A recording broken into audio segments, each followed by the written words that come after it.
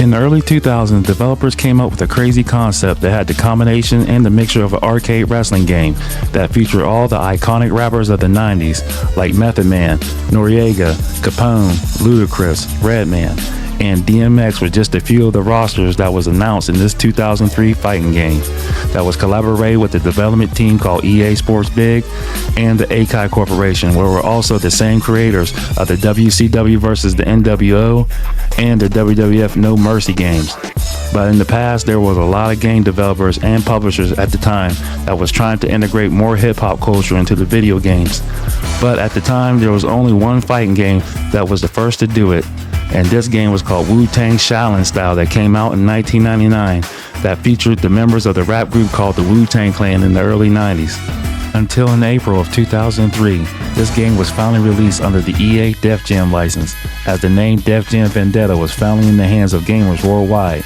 And with the response of reviews from critics about this game was mainly positive, with some critics pointing out the lack of variety of game modes and the lack of customizing your fighter was one of the main flaws that was preached by critics throughout the years.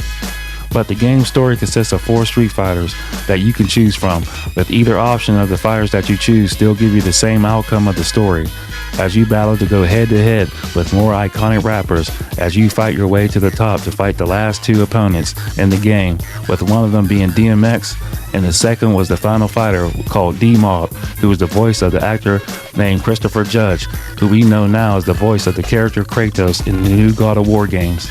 But Def Jam Vendetta was considered a successful hit and very well done, with a score of 81 that was on critic reviews. But no more than a year later, the development team decided to make a sequel that was called Def Jam: The Fight for New York that was released in 2004, with the expansion of different modes and a bigger roster than the previous installments, with a total of 67 playable characters, with most of the original rosters that were still present from the first one, except for 2 that didn't make it to the game sequel, and that was Keith Murray and DMX, which later on in the interview, DMX discussed on how the game was selling at a retail price of $50, and he stated in the interview that he was only getting paid 2 cents for every game that was sold at the time. But Def Jam Fight for New York was also a favorable ratings of score of 83 on Metacritic. But it wasn't until 3 years later the development team Electronic Arts decided to make a third installment in its 2007 game called Def Jam Icon, which had a lot of mixed reviews, with players criticizing the game, saying that the gameplay and fighting mechanics were less engaging compared to the previous installments, and the different features in the game, as each fighter is based on using the environments and hazards around you to defeat your opponent with rhyme and rhythm style mechanics.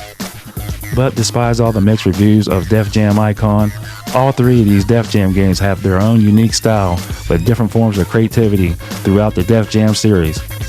But the one question that gamers ask today, even including myself, will they ever make another Def Jam game again? And will it have the same nostalgic feeling of the older Def Jam games? But the way the music industry is today, as far as rappers go, I don't think the game would have the same grit and grime as the rappers of the 90s. But imagine this, you're playing a new Def Jam game that's starring all the new rappers of today, just so you can fight the final boss of the game, P. Diddy. Hell no! Yes, P. Diddy. And one of his special weapons and abilities that he uses in the game is baby oil. But no guys, I'm just playing with y'all. I don't think that type of game would sell very well, especially by today's standards. But I hope you guys enjoyed my video. Please like and share and subscribe to my channel. And I'll see you guys on the next video. Peace out.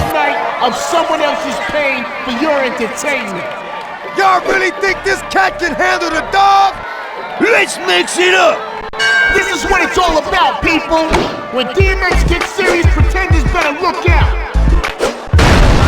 Uh-oh, he might be out. And he breaks the pen.